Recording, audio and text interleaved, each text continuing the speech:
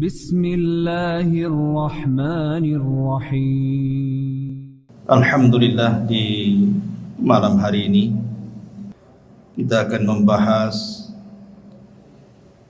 biasa sirah para nabi. Tapi ada hal yang menarik untuk kita bahas di malam hari ini tentang 10 fitnah yang akan melanda di akhir zaman. Ma'asyiral muslimin yang dimuliakan Allah Subhanahu wa taala. Hudzaifah ibn al-Yaman radhiyallahu an suatu ketika bermajlis dengan Amirul Mukminin Umar bin Khattab radhiyallahu an, sahabat-sahabat yang lainnya. Kemudian Umar radhiyallahu an mengatakan, ayyukum sami'a Rasulullah sallallahu alaihi wasallam yadhkurul fitan. Siapa di antara kalian yang mendengar dari Nabi sallallahu alaihi wasallam saat Rasul menyebutkan tentang fitnah-fitnah yang akan muncul? Faqala qaumun, maka sebagian para sahabat mengatakan, nahnu sami'na, ya kami mendengarnya. Faqala la'allakum ta'nuna fitnatar rajuli fi ahlihi wa jari. Maka Umar mengatakan, boleh jadi yang kalian sangkakan itu kalian mendengar soal fitnah seseorang, keluarga dan tetangganya. Maka sahabat yang lain mengatakan, ajal ya, tentu. Maka Umar mengatakan, tilka tukaffiruha as-salatu was-siyamu was-sadaqatu. Kalau hanya itu fitnah-fitnah yang kalian maksud, itu bisa dihapus dengan salat, puasa dan sedekah. Walakin, akan tetapi, kata Umar, yang aku tanyakan bukan itu. Ayyukum sami'an nabiyya sallallahu alaihi wasallam yadhkurul lati tamuju maujal bahri. Yang aku tanyakan adalah fitnah yang akan menghantam kalian seperti gelombang lautan yang akan menghempaskan kalian. Qala Hudzaifah, maka Hudzaifah berkata, fa askatal qaum. Maka sahabat yang lain pun terdiam. Faqultu ana, kata Hudzaifah, aku tahu. Qala, maka Umar mengatakan, anta lillah wa abu. Wahai Hudzaifah, demi Allah, ceritakan fitnah itu. Maka Hudzaifah ibn al-Yaman mengatakan, sami'tu Rasulullah sallallahu alaihi wasallam tu'radul fitan 'alal qulubi kal hasiri 'udan 'udan, fa ayyu qalbin ushribaha nukitat fihi nuqtatus sauda, wa ayyu qalbin anqaraha nukita fihi nuqtatun bayda, hatta tasira 'ala qalbaini 'alal abyad misli as-safa, fala tadurruhu fitnatun ma damatis samawati wal ardh. Wal akharu aswad murbadan kal quzin muzakhiyah, la ya'rifu ma'rufan wa la yunkiru munkaran illa ma ushriba min hawahu. Apa kata Hudzaifah? Kata Hudzaifah ibn al-Yaman radhiyallahu anhu, dia mengatakan, fitnah akan dihamparkan ke hati-hati setiap manusia seperti tikar dihamparkan sehelai demi sehelai. Maka hati mana saja yang akan menyerapnya, maka akan berbekas satu titik hitam padanya. Dan hati mana saja yang mengingkarinya, maka akan berbekas titik putih di hatinya. Sehingga keadaan hati manusia menjadi dua bagian. Ada hati yang putih bersih seperti batu licin yang tidak terpengaruh oleh fitnah selama langit dan bumi tegak, tapi juga ada hati yang hitam kelam berdebu seperti cangkir yang terbalik. Akibatnya dia tidak mengenal yang ma'ruf, tidak pula mencegah yang mungkar. Dia hanya menyerap apapun yang bersumber dari hawa nafsunya. Hadis ini dikeluarkan oleh Imam Muslim dan yang lain. Perhatikan hadis ini, ma'asyiral muslimin yang dimuliakan Allah Subhanahu wa taala. Nabi SAW menceritakan lewat lisan Hudzaifah Ibnul Yaman yang mendengar langsung dari Nabi, bahwa nanti fitnah itu akan dihamparkan di tengah-tengah manusia seperti tikar yang dihamparkan berhelai-helai. Kemudian kata Hudzaifah Ibnul Yaman, beliau mengatakan, fa ayyu qalbin usyribaha, siapapun yang kemudian punya hati dan menyerap fitnah itu, maka hatinya akan diletakkan titik hitam. Siapapun yang mengingkari fitnah itu, maka Allah akan letakkan titik putih di hatinya. Di sini Nabi SAW mengisyaratkan bahwa di akhir zaman akan banyak fitnah yang muncul, dan fitnah itu mengotori hati setiap manusia kecuali orang-orang yang Allah rahmati. Kenapa di sini Nabi SAW bicara soal hati? Karena masuknya fitnah itu dari hati. Masuknya fitnah itu dari hati. Makanya Rasul bercerita tentang hati. Karena kemuliaan manusia juga ada pada hati, sebagaimana kehinaan manusia juga ada pada hatinya. Lihat ketika Allah Subhanahu wa taala bersumpah dengan wattini wazzaitun wa turi sinina wa hadzal baladil amin. Allah bersumpah dengan apa? Dengan dua buah. Yang pertama tin dan zaitun. Yang kedua bersumpah dengan dua tempat, Tur, maksudnya Bukit Tur di mana Musa mendapatkan Taurat, wa hadzal baladil amin, dan juga dengan Mekah. Apa kaitannya dua tempat dengan dua buah itu? Bukit Tur adalah bukit yang sangat suci, makanya Allah katakan muqaddasi tuah, bukit yang disucikan. Dan Mekah juga negeri yang disucikan oleh Allah Azza wa Jalla. Lalu apa kaitannya dengan tin dan zaitun? Tin dan zaitun itu maksudnya diarahkan ke Palestina, karena di Palestina inilah banyak tumbuh tin dan zaitun. Maksudnya Masjidil Aqsa.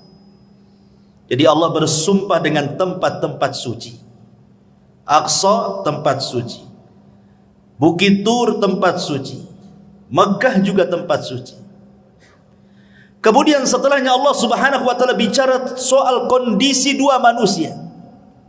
Manusia yang pertama fi ahsani taqwim, sebaik-baik ciptaan, dan manusia yang kedua aradatnahu fi asfala safilin, manusia yang direndahkan serendah-rendahnya, bahkan boleh juga lebih rendah dibandingkan binatang. Dari sini menunjukkan bahwa kebersihan hati itu bisa mengangkat derajat manusia, dan kekotoran hati itu bisa merendahkannya. Makanya Allah mengatakan qad aflaha man zakkaha wa qad khaba man dassaha.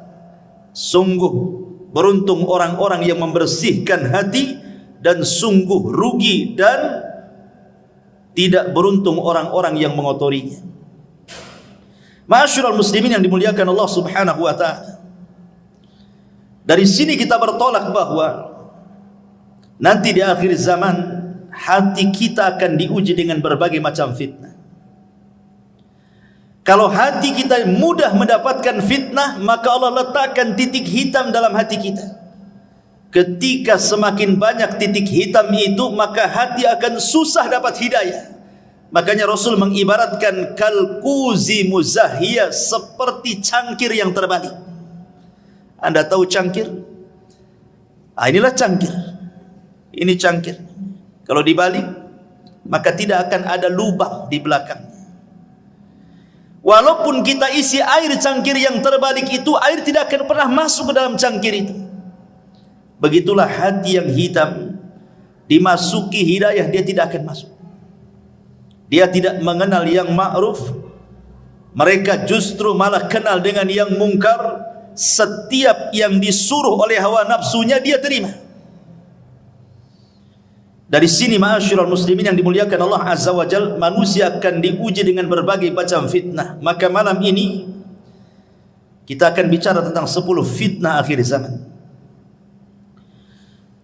Ma'asyiral muslimin yang dimuliakan Allah Azza wa Jalla, sebelumnya kita akan membahas satu hadis dari Abi Hurairah radhiyallahu anhu.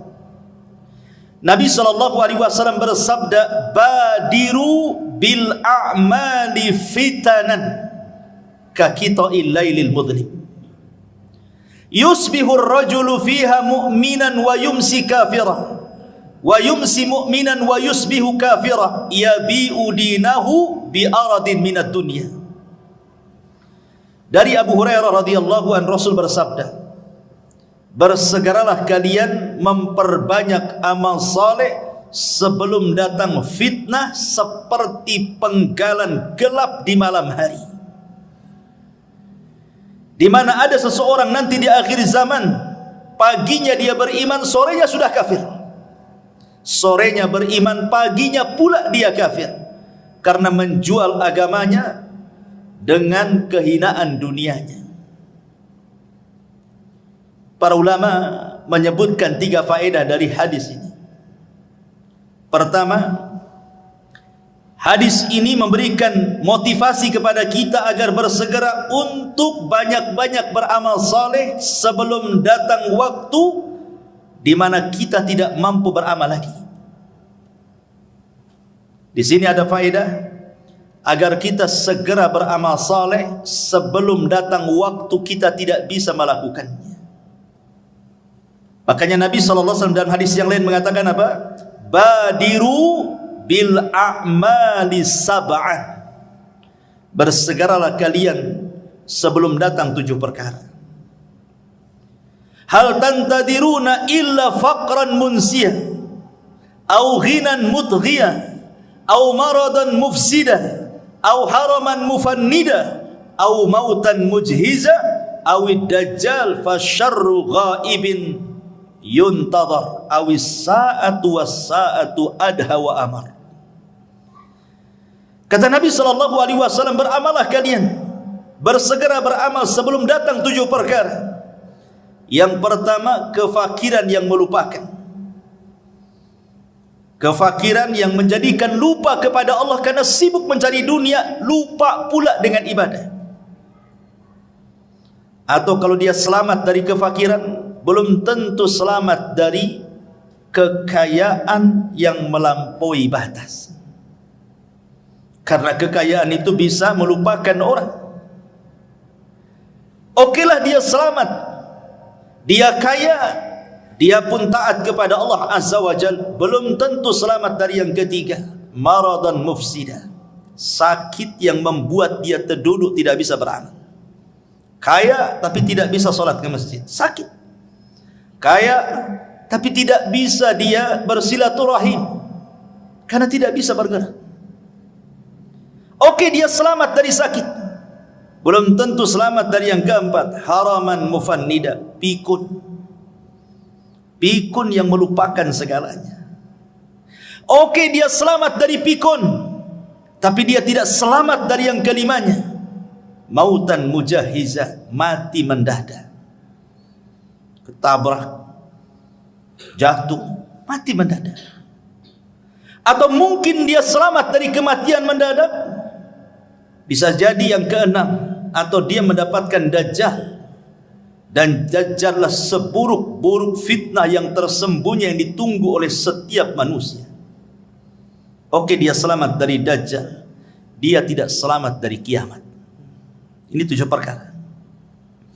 Kata Rasul, bersegera beramal soleh sebelum datang 7 perkara ini. Kemudian faedah yang kedua dari hadis ini memberikan satu isyarat bahwa di akhir zaman nanti akan banyak terjadi berbagai macam fitnah, di mana datangnya fitnah ini beruntun, belum selesai yang ini datang yang itu, belum selesai yang itu datang yang lainnya pula. Makanya Nabi SAW juga mengatakan, badiru bil a'mali sittan, bersegeralah kalian untuk beramal soleh sebelum datang 6 perkara. Imaratus sufaha, munculnya para pemimpin-pemimpin jahil yang merusak agama dan dunia. Kasratus syurat, banyaknya keamanan negara karena banyak kerusuhan di mana-mana. Wa bai'ul hukmi, jual beli hukum di pengadilan, membayar pengacara, membayar saksi, menyogok hakim.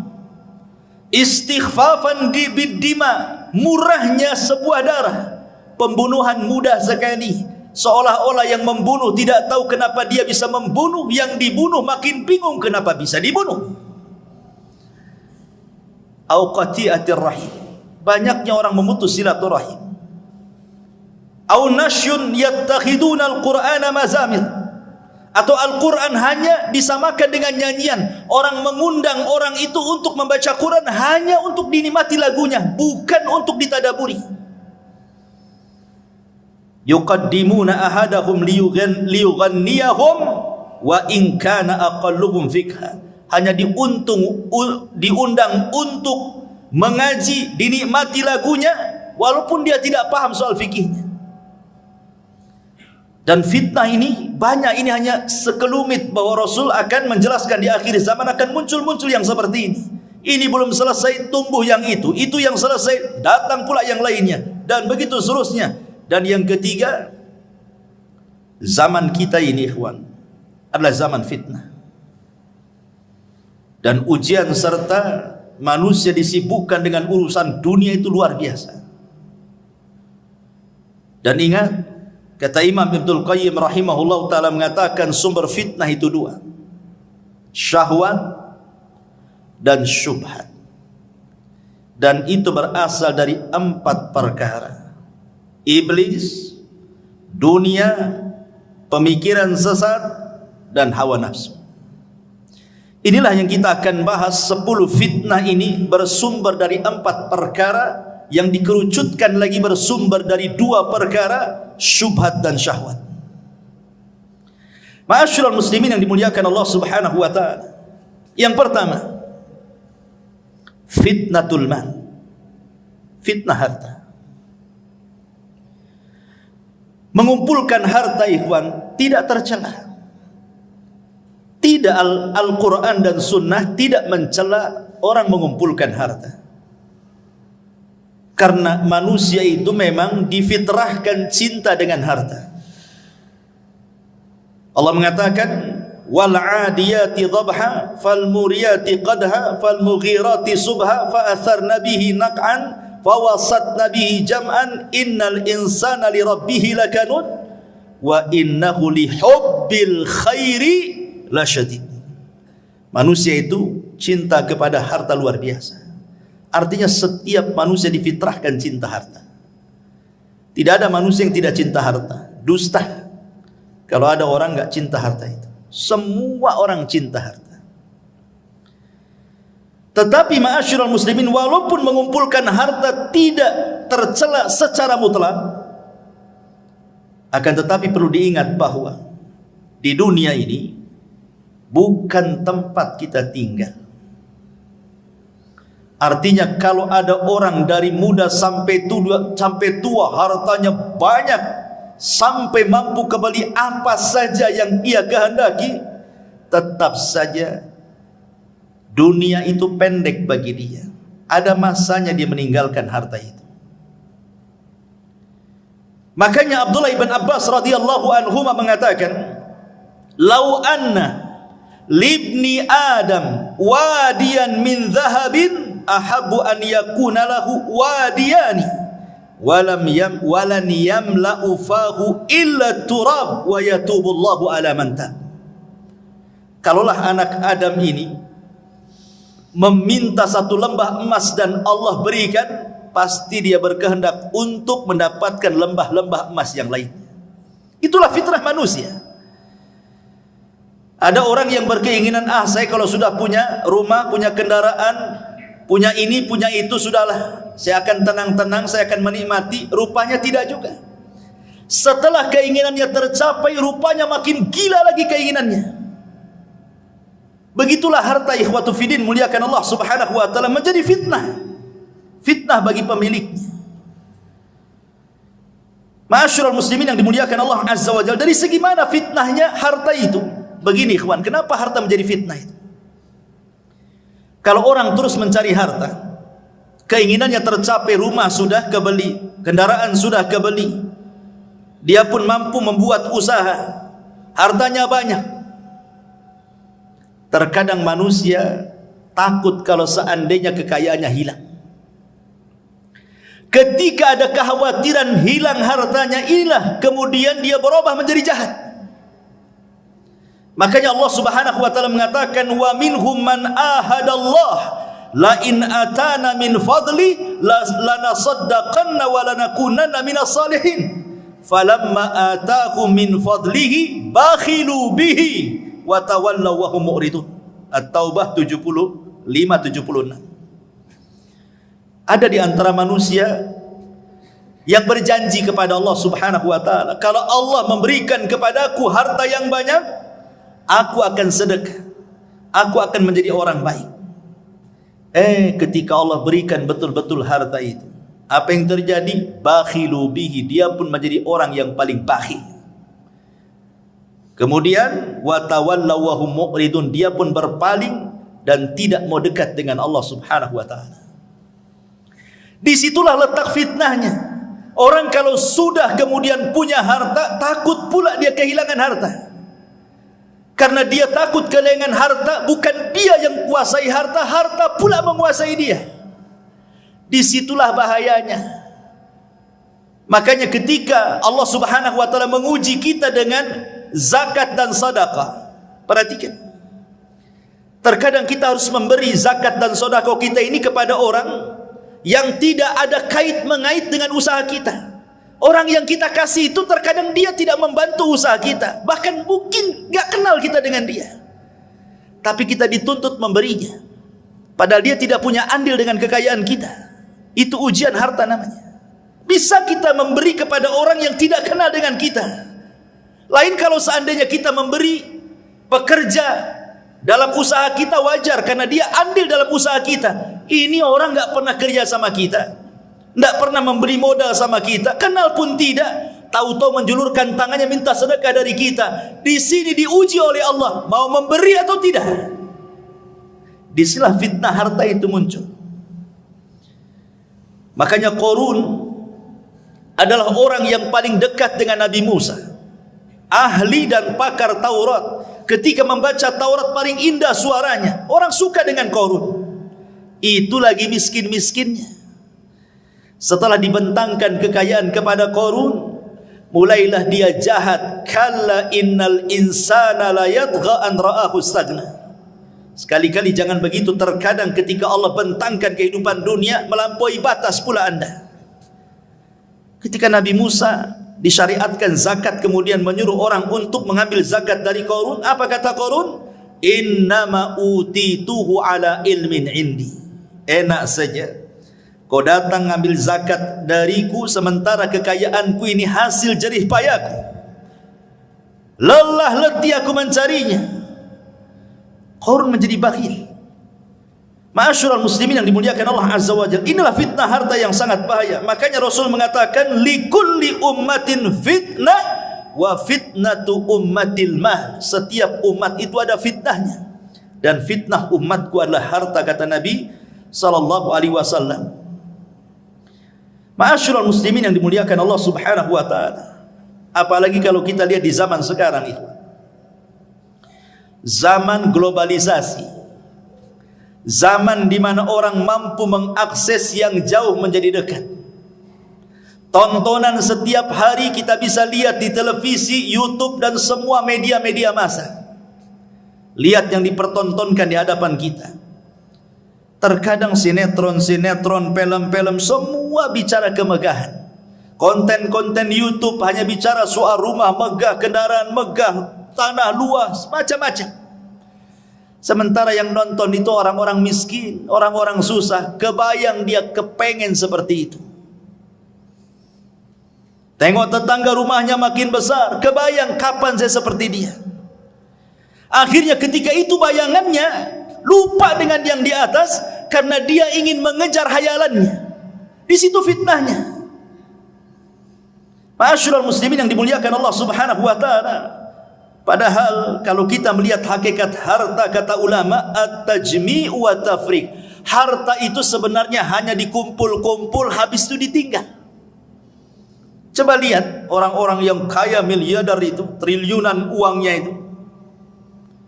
Kekayaannya masih numpuk di atas bumi, dia pula sudah pulang ke bawah bumi. Siapa yang menikmati itu?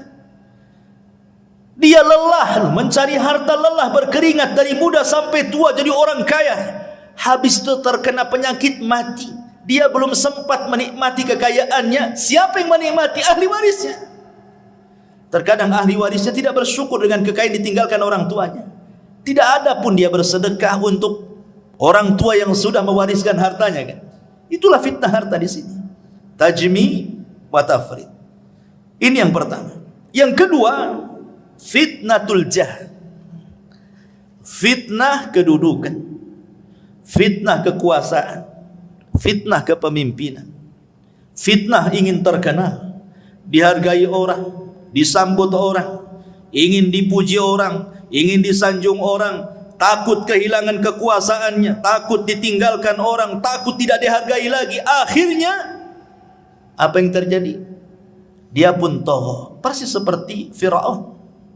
Tagha melampaui batas. Karena memang tabiat fitnatul jah ini, ikhwan, fitnah kekuasaan ini identik dengan fitnah keserakahan. Orang kalau sudah berkuasa, dia tidak mau jatuh lagi. Karena sudah enak duduk di kursi, tak mungkin dia pula duduk di lantai. Sehingga dengan daya upaya dia akan mempertahankan itu. Lalu fitnahnya di mana? Fitnahnya di sini, ketika dia berpikir akan jatuh, dia sudah terbayang itu. Sudah tidak ada lagi acara-acara resmi kerajaan, pemerintah, tidak ada lagi sambutan-sambutan, tidak ada lagi sanjungan-sanjungan, tidak ada lagi pujian-pujian, tidak ada lagi semuanya. Halaka anni sultaniyah, hilang kekuasaannya. Umar bin Abdul Aziz rahimahullahu ta'ala, ketika dia sedang sakit parah, dia minta dipapah ke kuburan. Kemudian dia pandang kuburan itu, kemudian dia menangis. Kemudian dia berteriak dan mengatakan, ma'agna anni maliyah, halaka anni sultaniyah, katanya. Kalau seandainya aku mati, kata Umar bin Abdul Aziz, tidak ada manfaat harta yang menumpuk di depan saya. Tidak pun kekuasaan akan hilang begitu saja. Belum mati nih, orang yang jatuh dari kekuasaan itu sudah stres dulu deh. Karena sudah tidak ada lagi yang menghargai dia. Apalagi tabiat orang yang berkuasa itu, kalau sudah naik rezim yang lain, dia akan menjatuhkan rezim sebelumnya. Dan begitu seterusnya itu. Dari zaman ke zaman seperti itu. Sehingga fitnahnya di sini. Akhirnya kemudian menghalalkan segala cara, yang penting naik ke sana. Mau sikut kiri, sikut kanan, mau menzalimi orang, mengambil hak orang, gak peduli dia. Yang penting aman kedudukannya. Ini fitnah, ini luar biasa. Makanya Nabi SAW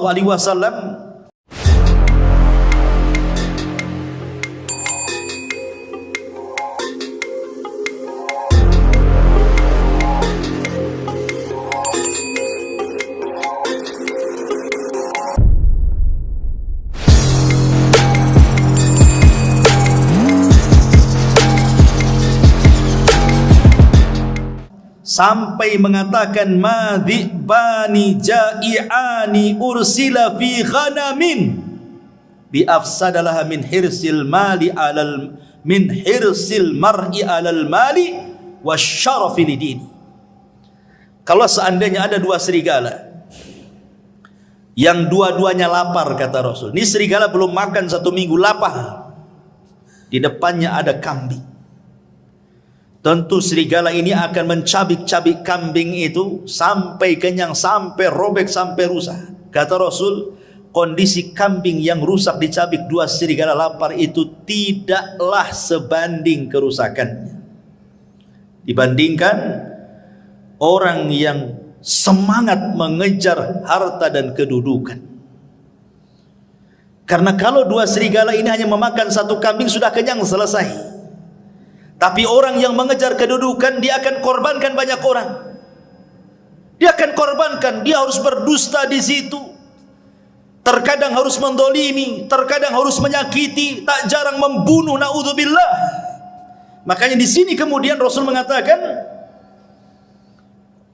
rusaknya kambing yang diterkam serigala tidak seberapa tuh dibandingkan kerusakan orang-orang yang mengejar kedudukan. Naudzubillah.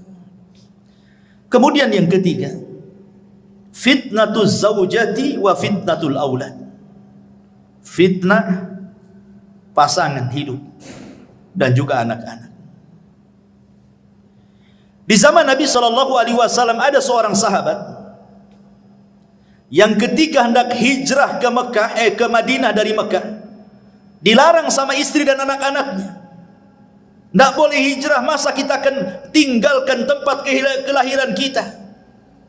Akhirnya sahabat ini tak jadi hijrah karena dihalangi oleh keluarganya, digandoli oleh istri dan anak-anaknya. Tidak usahlah ikut-ikut hijrah ke Madinah itu.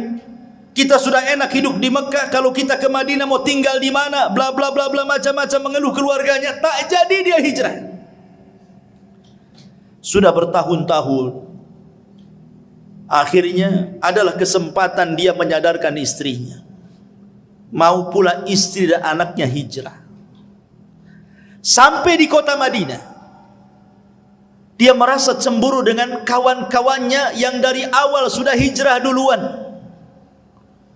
Mereka sudah menjadi alim ulama karena sudah bertahun-tahun belajar dengan Nabi SAW.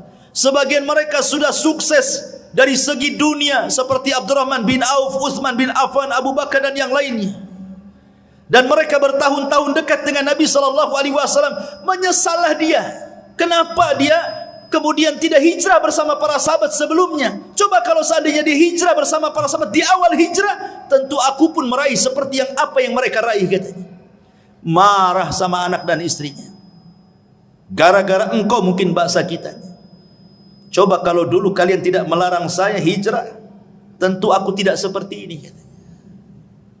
Ketika itu turun ayat surah At-Taghabun ayat 14 kepada sahabat ini. Ya ayyuhalladzina amanu inna min azwajikum wa auladikum aduwwan lakum fahdharuhum. Hai orang-orang yang beriman, sesungguhnya istri-istri kalian, anak-anak kalian terkadang menjadi musuh kalian. Fahdharu, hati-hati. Ya, sahabat ini tidak jadi hijrah gara-gara apa? Digandoli anak istrinya, kan? Jadi musuh. Baik musuh secara ideologi atau musuh secara fisik.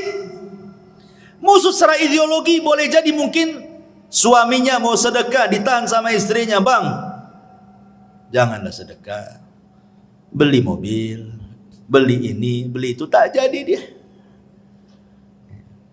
Anaknya kepengen ini, kepengen itu, tak jadi dia. Terkadang kebutuhan keluarga sudah dicukupi sebenarnya, bahkan lebih dari kecukupannya. Terkadang istri melarang kita untuk menginfakkan harta kita, padahal kita yang cari. Terkadang anak-anak juga demikian. Itu secara ideologi itu. Secara fisik ya sudah, na'udzubillah, banyak kita lihat di YouTube ada anak membunuh orang tuanya. Entah apa salah orang tuanya, kenapa sampai dibunuhnya. Akhirnya ketika sahabat ini mau marah kepada keluarganya ini, maka Allah Subhanahu wa taala katakan, wa in ta'fu wa tasfahu wa taghfiru fa innallaha ghafurun. Kalau engkau maafkan anak istrimu, kau berlapang dada, kau ampunilah kesalahan mereka, Allah zat yang maha pengampun lagi maha pengasih. Akhirnya dimaafkan. Ya sudahlah, sudah kadong begitu bahasa kitanya. Lihat. Karena begini ikhwan, fitnah istri dan anak-anak itu terkadang kita ini mencintai Allah dan Rasulnya. Kita orang Islam pasti kita cinta dengan Allah, cinta dengan Rasulnya. Tapi terkadang kecintaan kita kepada Allah dan kepada Rasulnya ini tidak lebih besar dibandingkan kecintaan kita kepada istri dan anak kita. Itu masalahnya. Buktinya saja, ada orang kepala rumah tangga lah, anaknya tertidur di waktu subuh. Mungkin anak itu baru safar dari mana gitu, sudah besar anak itu. Kemudian malamnya ngobrol sampai kemudian dia baru 1 jam subuh baru tidur. Kemudian bapaknya ingin bangunkan anak itu sholat subuh. Apa kata istrinya? Janganlah Pak, kata. Anak itu baru datang capek, baru 1 jam dia tidur. Biarkanlah dia tidur, kata. Akhirnya kemudian suaminya sholat subuh sendiri, anaknya ngorok sampai terbit matahari. Kenapa orang tua ini membiarkan anaknya seperti itu? Karena sayangnya dia kepada istrinya dan sayangnya kepada anaknya. Itu di dunia. Di akhirat dia tidak sadar anak itu yang menyeret dia ke neraka. Ma'asyiral muslimin yang dimuliakan Allah Azza wa Jalla. Terkadang kita bapak-bapak ini dibuat durhaka dengan orang tua gara-gara istri. Banyak laki-laki yang durhaka dengan orang tua gara-gara istrinya kan? Padahal hak kita kepada orang tua itu porsinya lebih besar dibandingkan hak kita kepada istri kita. Kalau seandainya ada uang 1 juta, kemudian di situ ada 2 orang, 1 orang tua, 1 istri, kemana uang ini saya sedekahkan? Kata Rasul, Allah berfirman, yas'alunaka madza yunfikun. Qul ma anfaqtum min khairin falil walidaini. Mereka bertanya-tanya kepadamu wahai Muhammad, kalau saya punya uang kemana saya sedekahkan? Maka katakan ya Muhammad, kata Allah, sebaik-baik sedekah itu berikan kepada orang tua. Tetapi berapa banyak istri yang mempengaruhi kita, akhirnya kita durhaka dengan orang tua kan? Sampai ada seseorang itu curhat dengan saya, menangis nih seorang suami, karena dia lelah bekerja. Dia harus sembunyi-sembunyi loh itu nyisipkan uang gajinya, karena setiap gajian langsung disambar istrinya. Jadi sisihkan sedikit-sedikit hanya untuk mengirim orang tuanya. Nangis dia. Kenapa harus izin sama istrinya? Dia yang cari kerja. Tidak boleh seorang suami seperti itu, dan tidak pun layak istri seperti itu. Masa kemudian suami disudurhaka dengan orang tuanya? Itulah kadang-kadang fitnah istri seperti itu kan? Atau lebih daripada itu, dibuatnya kita ini memutus silaturahim dengan kerabat. Setiap mau ngirim, mau ngasih bantuan, istri pula tak boleh kan? Akhirnya terputuslah silaturahim. Naudzubillah. Terkadang juga bisa bertengkar dengan tetangga lo gara-gara istri dan anak-anak kan Pak ya. Padahal yang salah anak kita sebenarnya. Kalau kita mau meneliti kasusnya, yang salah itu anak. Tapi kita kadang orang tua terpengaruh dengan sayangnya kepada anak, dilabraknya tetangga. Anaknya sudah akur salaman dengan sesama anaknya, kita pula 7 turunan dendamnya tak habis-habis. Ya kan? Fitnah. Ya. Ma'asyiral muslimin yang dimuliakan Allah Subhanahu wa taala. Ini fitnah keluarga. Kemudian yang tak kalah parahnya lagi ada namanya fitnatun nisa. Ini yang keempat. Fitnah perempuan.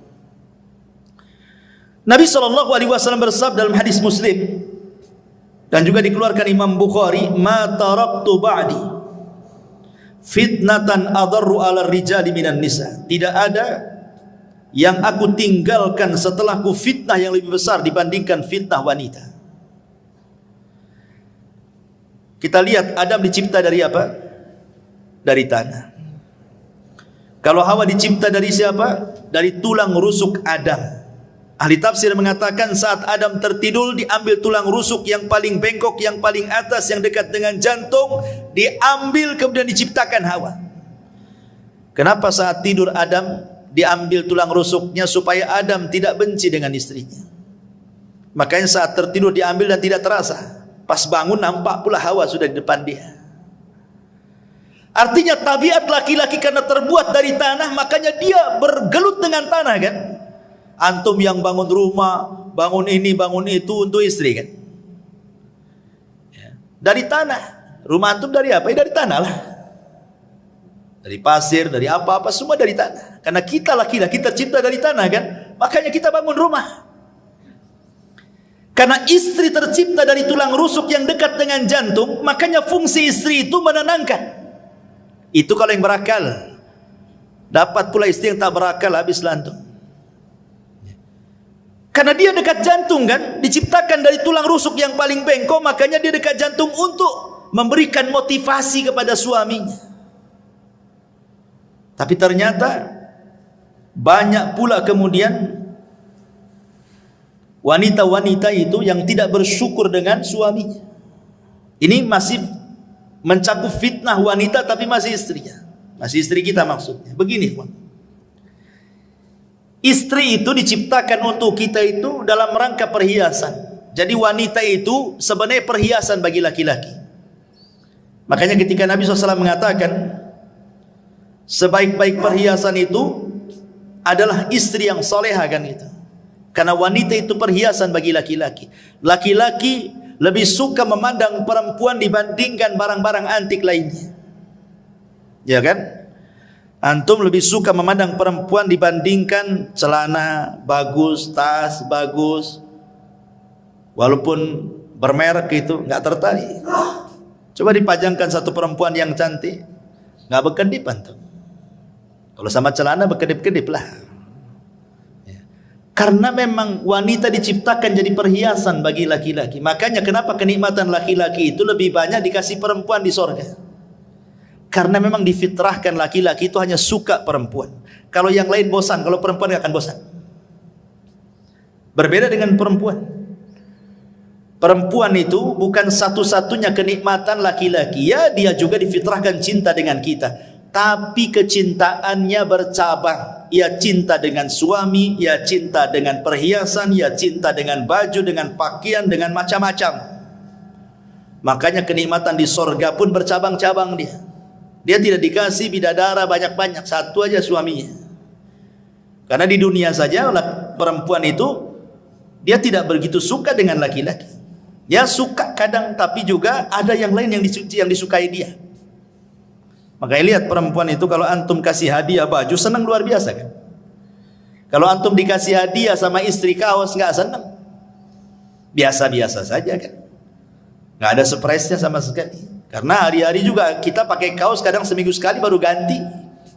Kalau perempuan kan dikit-dikit ganti, dikit-dikit ganti. Ada pakaian dapur beda dengan pakaian keluar, beda dengan pakaian kearisan, beda dengan pakaian ke pasar dan begitu seterusnya kan.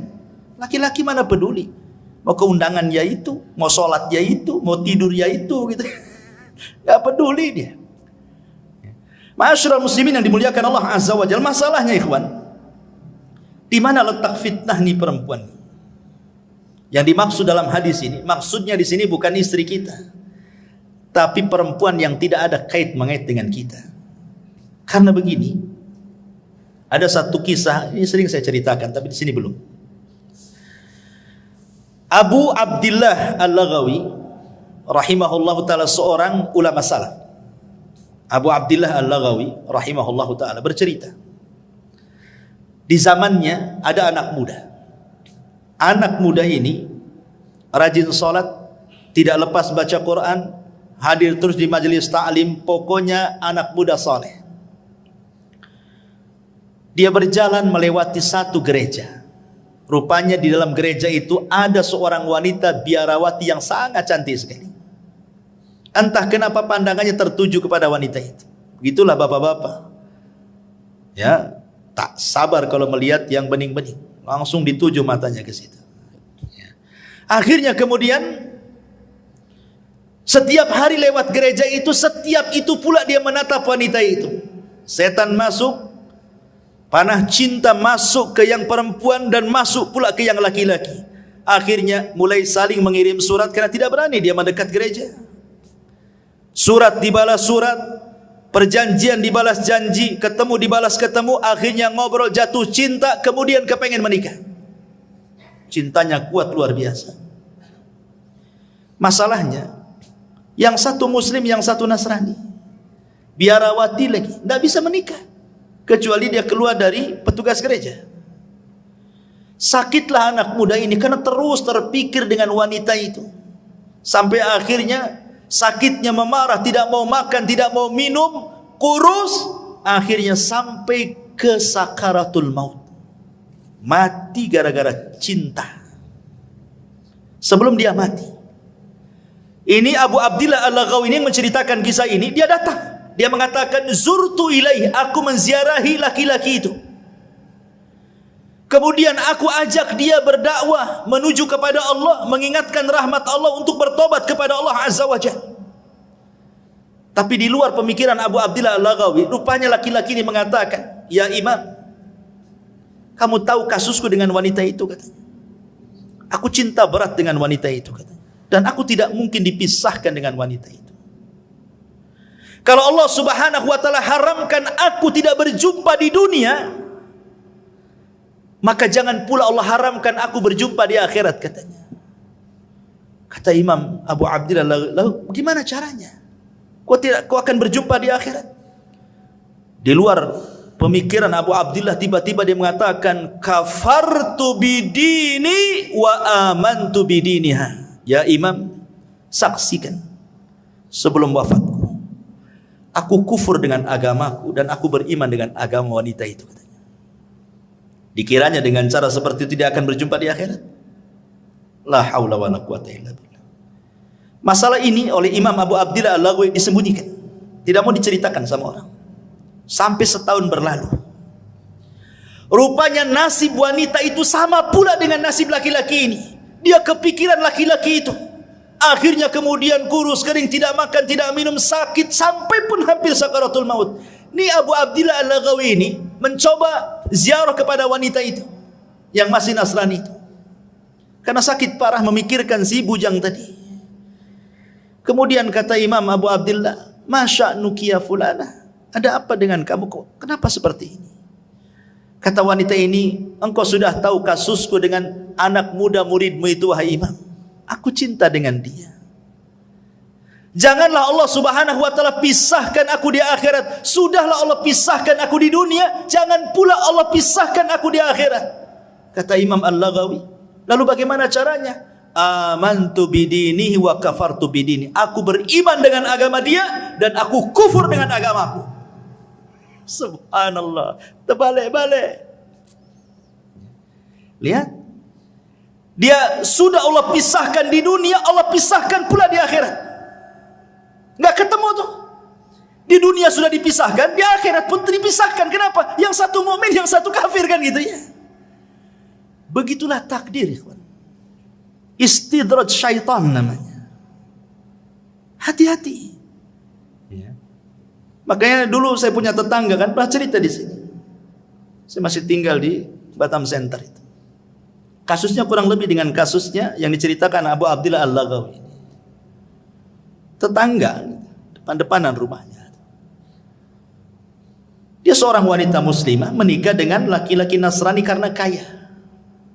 Akhirnya dia masuk Nasrani wanita ini, sampai punya anak banyak. Walaupun nasihati sama istri juga tak dengar juga. Qadarullah pula, suaminya ini ada hubungan dengan perempuan yang ketiga, dan yang ketiga ini wanita muslimah. Ketahuan, cekcok, cerai. Akhirnya si laki-laki ini menikah dengan wanita muslimah, tapi syaratnya dia harus mu'alaf. Pertama, dia memurtadkan orang.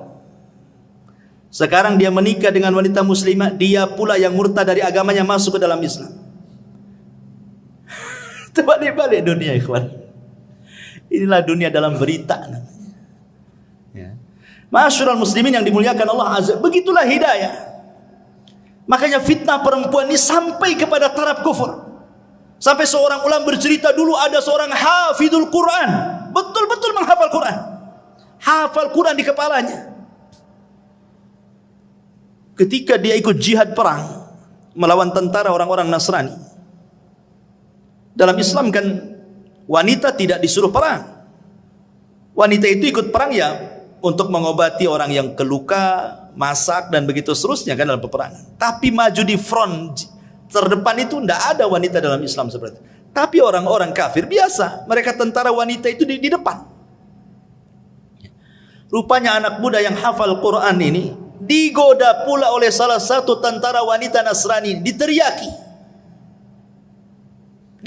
Akhirnya entah kenapa kemudian masuk pula kesukaan laki-laki ini kepada wanita Nasrani, padahal musuh perangnya itu.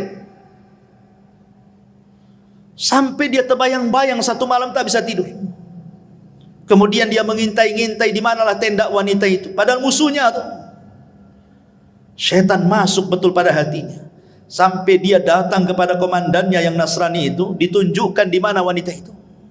Tapi kata komandannya, tidak bisa, kau ini seorang muslim, kau musuhku katanya. Kata laki-laki anak muda ini, gimana caranya agar aku bisa ketemu dan kenalan dengan wanita itu? Gampang, murtad dari agamamu, jadilah kau Nasrani, kau jodohkan kau dengan dia katanya. La haula wala quwwata illa billah. Betul. Akhirnya dia murtad, hafal Quran, murtad, jadi Nasrani gara-gara perempuan. Kemudian menikah. Setelah beberapa tahun berjumpalah dengan kawan-kawan yang muslim ini. Dan ditanya anak muda ini, "Ya fulan, aina Qur'anu? Aina salatuk? Aina ibadatuk?" Di mana Qur'anmu? Di mana salatmu? Di mana ibadahmu katanya. Dia mengatakan, "Demi Allah, sudah hilang di kepalaku kecuali hanya satu ayat." Cuma satu ayat katanya. 30 juz hilang kecuali satu ayat. Kata seorang muslim, hat, ainal ayat. Kalau begitu bacakan ayat yang tinggal tersisa satu ayat itu katanya. Kemudian dia mengatakan, ma yawaddul ladina kafaru law kanu muslimin. Apa artinya? Ma yawaddul ladina kafaru. Nanti pada hari kiamat orang-orang kafir itu yawaddu, berkeinginan kalau mereka menjadi seorang muslim. Itu pula yang diingat ayatnya. Subhanallah. Itu kan nyindir dia, bodoh itu bahasanya kan itu. Nanti pada hari kiamat orang-orang kafir itu kepengen mereka jadi Islam, kok kamu pula jadi Nasrani, gitu maksudnya. Itu pula yang dihafalnya itu. Makanya dahulu ada seorang alim ulama ahli sunnah namanya Imran ibn Hittan. Ini seorang ulama tabi'in yang menceritakan Muhammad ibn Sirin, seorang alim ulama tabi'in. Imran ibn Hittan ini seorang pakar hadis, pakar tafsir, pakar syair dan macam-macam ilmu, sampai dijuluki ulama hadis di zaman itu. Tertarik dengan seorang wanita. Wanita ini anak daripada pamannya, sepupuan dengan dia. Cantik jelita. Masalahnya satu keluarga pamannya khawarij semuanya. Bahasa kitanya teroris semuanya. Dinasihatilah oleh kawan-kawan, ya Imran, jangan menikah dengan dia. Nanti kau keseret dengan khawarij katanya. Kata Imran bin Hittan, tidak. Enggak mungkin. Aku sudah kokoh dengan akidah ahli sunnahku, tidak mungkin aku masuk khawarij. Dinasihati tak bisa. Nikah pula dia betul-betul melamar wanita anak pamannya. Subhanallah. Dengan seiringnya waktu tahun berlalu, rupanya dia terpengaruh dengan khawarij. Jadilah tokoh khawarij dia. Jangan sangka kita ini sudah punya iman, punya Islam, dekat-dekat dengan syubhat, itu jangan. Nabi saja mengkhawatirkan Umar dengan agamanya saat memegang lembaran Taurat. Apa kata Rasul? Ya Umar, amutahawikun anta ya ibnal Khattab.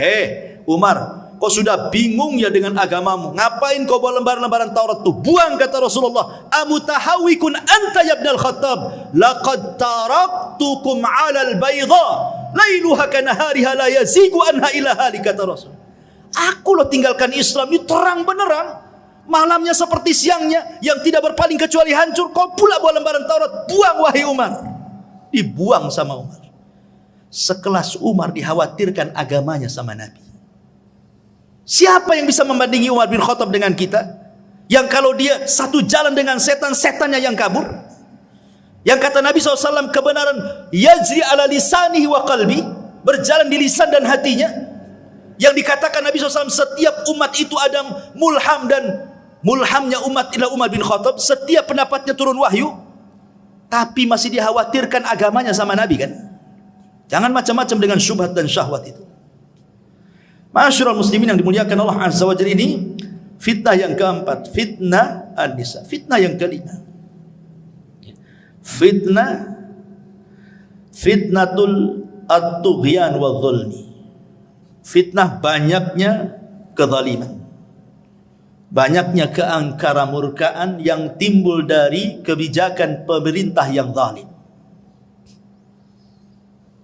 Kita bisa rasakan bagaimana ketika ada kebijakan-kebijakan yang tidak pro rakyat kan.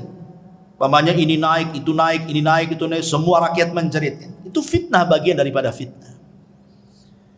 Tetapi walaupun demikian kata Nabi SAW, isbiru, sabar. Sabar kata Rasul. Selama para pemimpin itu masih sholat, masih menampakkan Islamnya, sabar. Kecuali mereka sudah kufrun bawahan indakum minallahi burhan kata Rasul. Kalau dia sudah kufur dan ada bukti kekufurannya, boleh kita berontak. Tapi kalau dia masih nampak sholat, pakaiannya juga masih Islam, masih pakai peci, masih nampak sholat di masjid, kita sabar.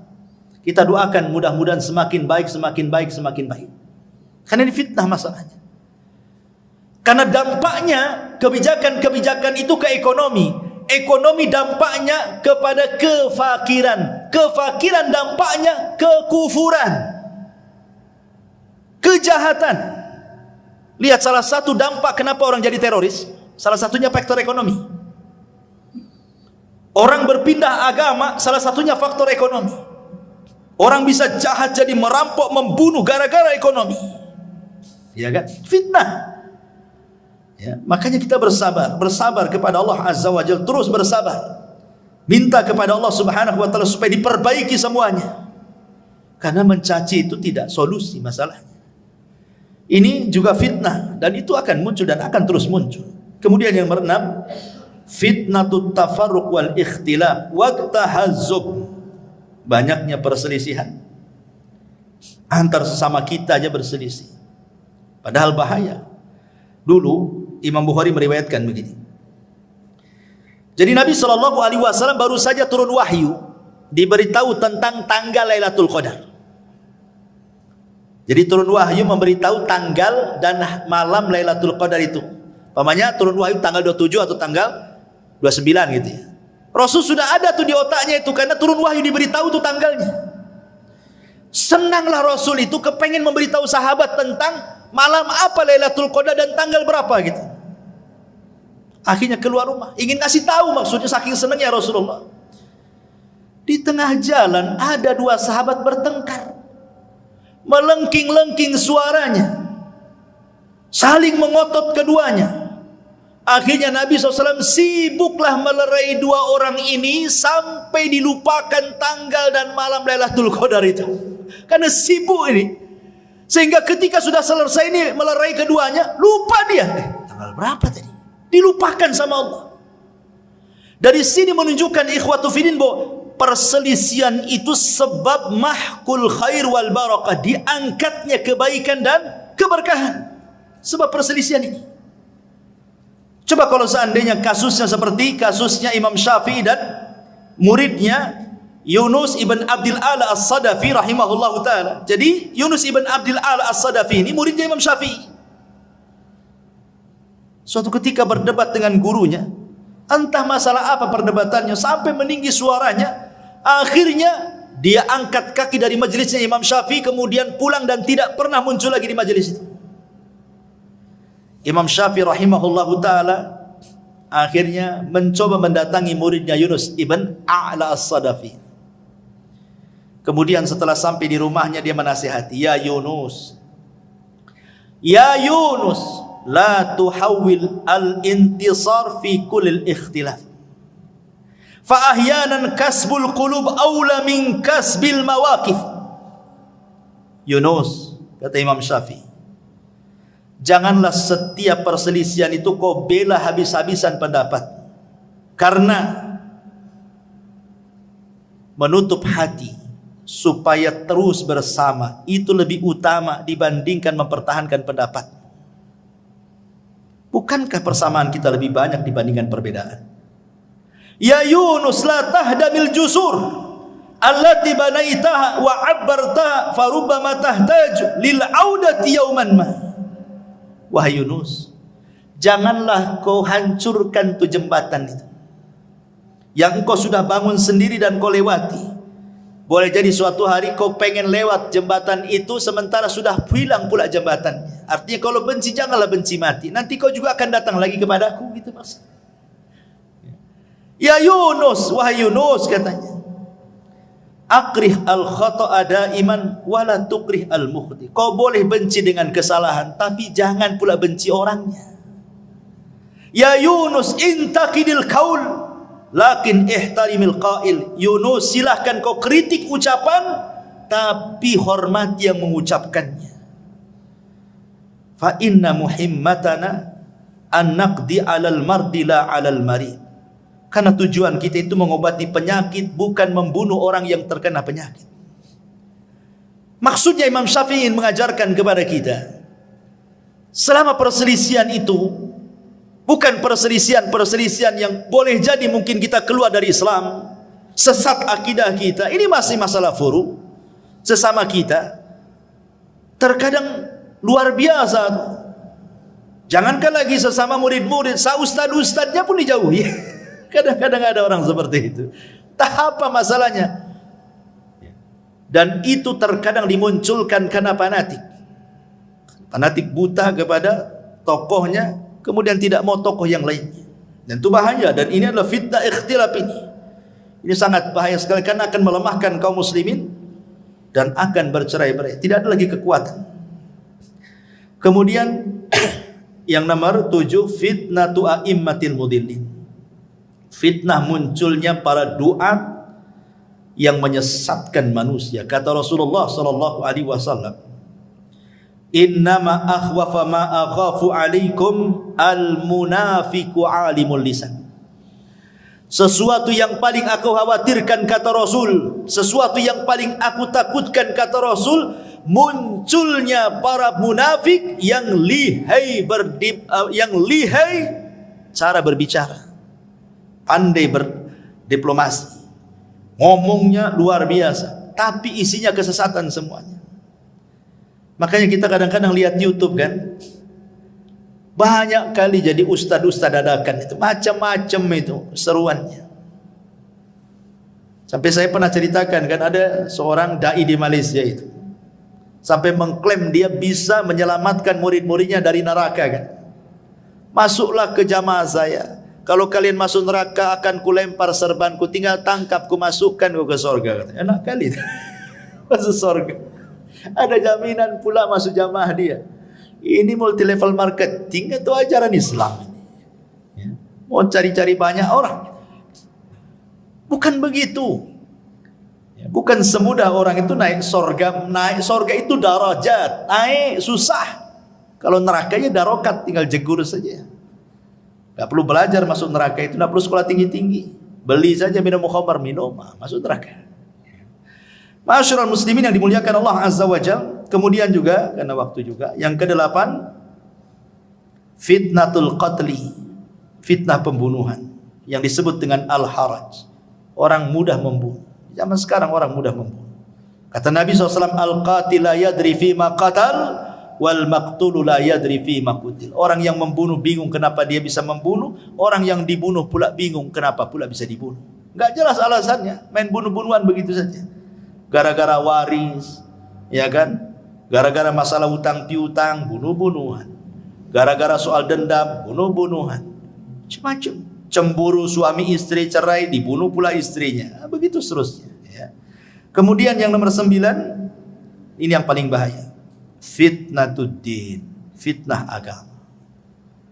Makanya kenapa Nabi SAW berdoa kepada Allah, Allahumma la taj'al musibatana fi dinina. Ya Allah, jangan jadikan musibah itu terkena kepada agama. Silahkan kau uji anakku, istriku, hartaku, usahaku, silahkan. Tapi jangan diuji agama. Karena kalau sudah yang diuji agama ini bahaya. Orang bisa kufur, bisa syirik, bisa macam-macam, enggak akan bahagia dunia akhirat. Makanya banyak-banyak berdoa kepada Allah, Allahumma la taj'al musibatana fi dinina. Ya Allah, jangan kau jadikan musibahmu menimpa agama. Dan yang terakhir tentu fitnah yang merangkum semua fitnah. Apa itu? Fitnatud Dajjal. Ini merangkum semua fitnah. Makanya surah Al-Kahfi itu Allah Subhanahu wa taala menceritakan tentang kisah Dzulqarnain. Bicara soal kekuasaan. Allah bicara tentang kisah Ashabul Jannatain, tentang harta, 2 kebun yang kufur. Kemudian yang ketiga kisah tentang Nabi Khidir dan Musa, kisah tentang ilmu. Kemudian kisah Ashabul Kahfi, kisah soal agama. Karena fitnah itu bisa saja dari agama, bisa saja dari dunia, bisa saja dari kekuasaan, bisa saja dari pemikiran. Dan itu ada pada Dajjal. Makanya kenapa kita disuruh membaca surah Al-Kahfi? Karena terangkum 4 fitnah ini ada pada Dajjal. Wallahu a'lam bishawab. Ini yang bisa sampaikan. Mudah-mudahan ada manfaatnya. Subhanakallahumma bihamdika asyhadu an la ilaha illa anta astaghfiruka wa atubu ilaik. Allahu ta'ala alam. Assalamualaikum warahmatullahi wabarakatuh.